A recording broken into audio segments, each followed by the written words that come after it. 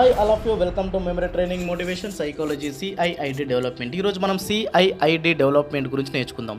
C అంటే creativity, I అంటే innovation, and ఇంకో ఐ అంటే ఇన్వెన్షన్, అండ్ డి అంటే డిస్కవరీ.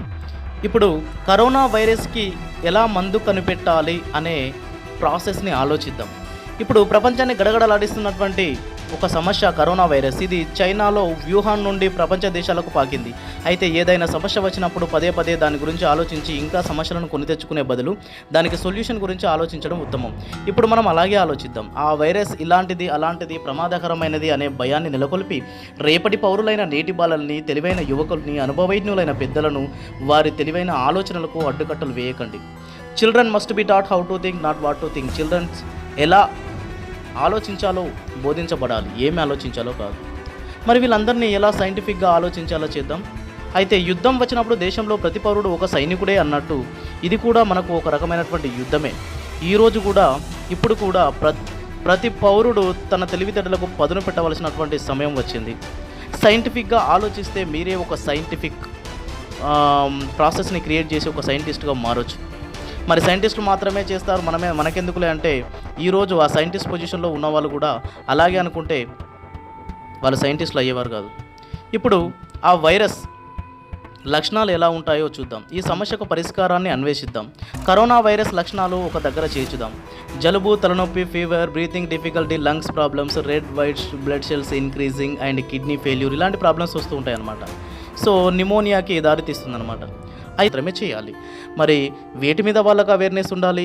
బయాలజికల్ సిస్టమ్ పైన, ఎవ్రీ ఆర్గాన్ ఫంక్షనింగ్ పైన, every medicine use according to the symptoms తెలిసి ఉండాలి. కెమికల్ రీసెర్చ్ పైన అవగాహన ఉండాలి. సమ్ టైమ్స్ వాళ్ళు ట్రెడిషనల్ రీసెర్చ్ మెథడ్స్ని కూడా ఫాలో అయ్యే విధంగా ఉండాలన్నమాట.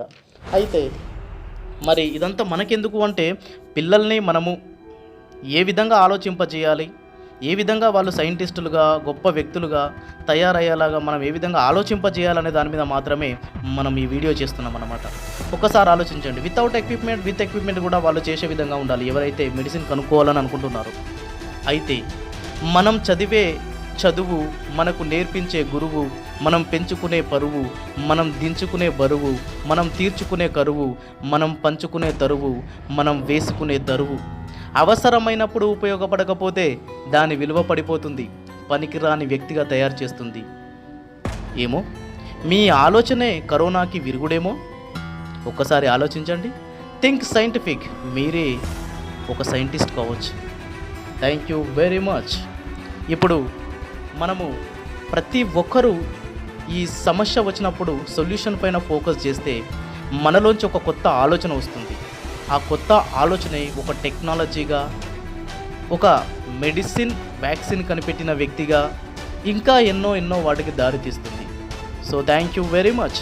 మీ పిల్లల్ని కూడా ఇలా ఆలోచింపజేయండి. మీరు కూడా ఇలా ఆలోచించండి.